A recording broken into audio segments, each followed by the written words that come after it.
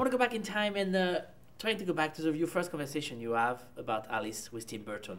What did he say he wanted from this character? What did he say he wanted from you? Well, I feel like Tim and I were on a very similar page from the beginning. We both sort of had a similar understanding of who she was.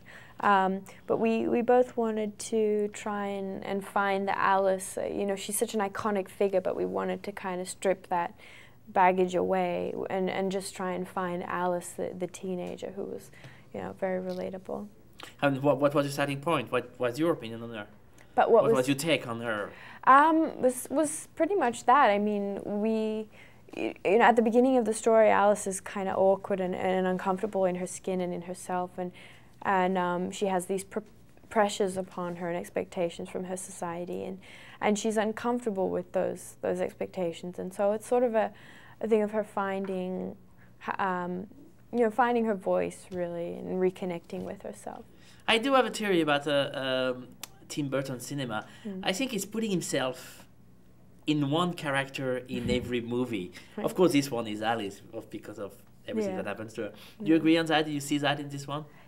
Yeah, I mean, sort of. I mean, one thing with Tim is that he has a real compassion for characters who are sort of outsiders, and so, and I feel like a lot of the characters, you know, Alice definitely is kind of an outsider in her own world, and I think that he really understands that. How does it, how to fit into his visual world? I mean, this is something very special and unique. Yeah. How to fit into that as an actor? Well, it's really just sort of trying to figure out the tone of the piece that you're dealing with, and that was quite easy in terms of, you know, I saw a lot of wonderful concept art that made me, you know, that was really helpful in for me understanding what we were doing in some models as well. So it was really cool, and that was the best part for me, just seeing all these visual things.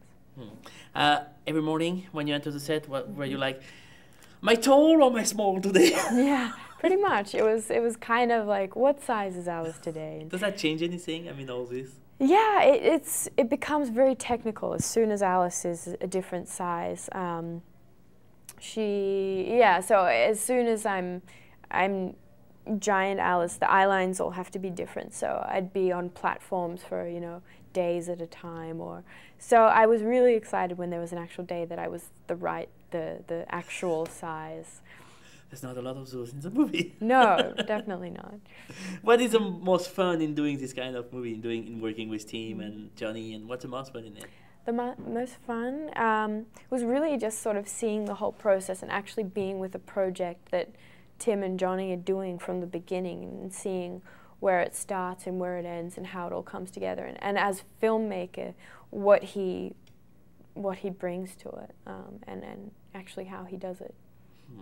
So far in your career, it's kind of perfect. I mean, the TV shows, kids are alright, Alice. Was there a plan or something, or do you get these projects?